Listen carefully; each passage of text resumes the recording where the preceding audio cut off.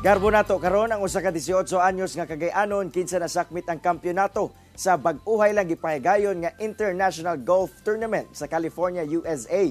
Ato sang ila-ilahon pinagi sa report ni James Pauloya.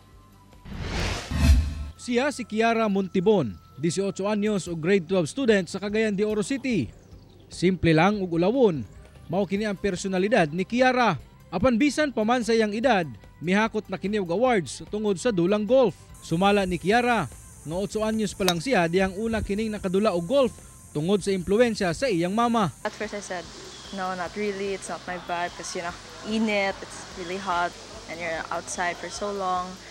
But then after persuading our parents na mag-try may golf, so they said yes. Sa iyang pagsugod, daghang torneo na sabkuno ang iyang nasalmutan, mapalokal ug international man. Gani ning bag-o lang, nasakmit niya ang gold medal sa 2023 Fullertown Summer Golf Tournament nga gipahigayon sa California, USA.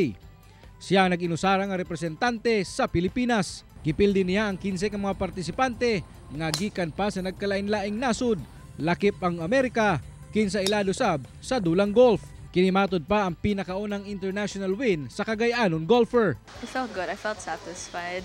Like after years of really wanting and trying to win, even just like a local tournament, and then finally I won one in the States pa, and yeah, it's really fulfilling also, and I achieved one of my dreams. I'm very thankful sa Ginoo na kakakita na nako nga so all those hardships, all those challenges sa una whatsoever di nagay ko kadumdum how hard it was before. So ana po nga so naana kakakita na. So yeah, it's an investment really.